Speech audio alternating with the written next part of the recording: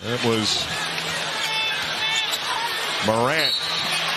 That one hugs the rim and goes down. That'll be 6 on Karl Anthony Towns. Big man, he outsizes you. Salut l'équipe. Bon, ils vous font peur à vous ces Celtics ou pas là?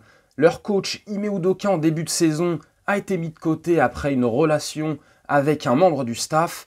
Et ben la bande de Jason Tatum n'a pas l'air d'être perturbée d'un poil.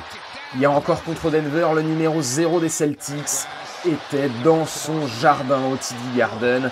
Il envoie 34 points, 8 rebonds, 5 passes. Boston est serein, prend très vite 10 points d'avance, puis l'écart reste, comment dire, bloqué. Ça fait 131-112 pour les Celtics, qui sont maintenant à 8 victoires et 3 défaites. Tatum gagne donc son duel face à Nikola Jokic, le double MVP, qui n'a pas l'air rancunier pour un sou.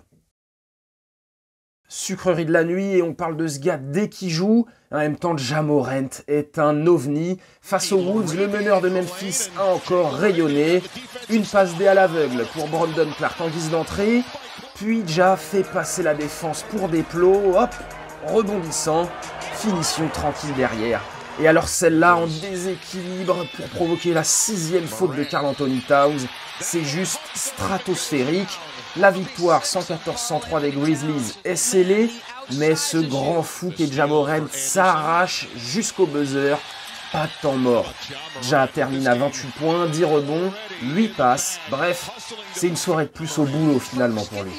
Parlons du patron de la nuit. Quand certains font dodo, un chef se rapproche toujours plus des étoiles. Si les Warriors sont pas très bien en ce moment, Steph Curry, lui, cartonne pour sûr.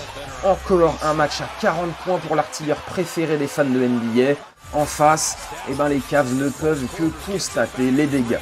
Ça fait 200 matchs, 200 matchs avec au moins un tir à 3 points inscrit. Et qui d'autre que Wardell Stephen Curry pour accomplir ça? Et s'il faut coller en plus un 3 points à 30 secondes du terme afin de plier le game, Steph est là. 106-100, un score final. Les Warriors gagnent enfin une deuxième rencontre de suite. Cette saison, Curry compile donc 40 points, 5 passes à 65% au tir avec 6 bombinettes de loin. Et il aurait même pu en mettre une 7e s'il avait envoyé cette folie un tout petit peu plus tôt.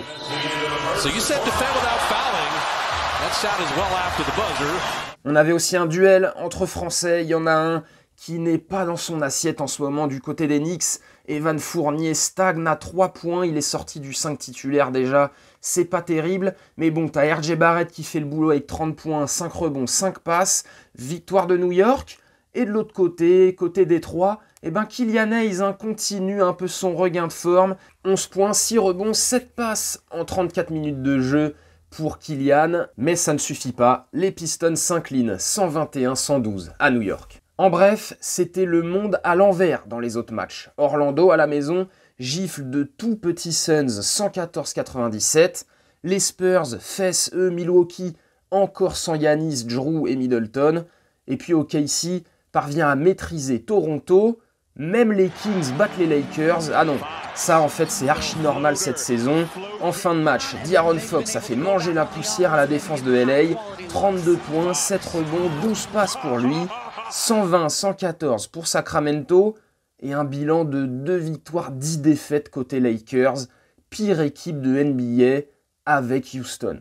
Voilà, c'était tout pour cette nuit. Mais dès ce soir, 22h, Clippers contre Nets. Et puis à 1h30, je vous conseille la revanche de avant-hier, Sixers contre Hawks. Est-ce que Trae Young va encore jouer au bowling avec la défense de Philly? On verra ça demain. Ciao l'équipe.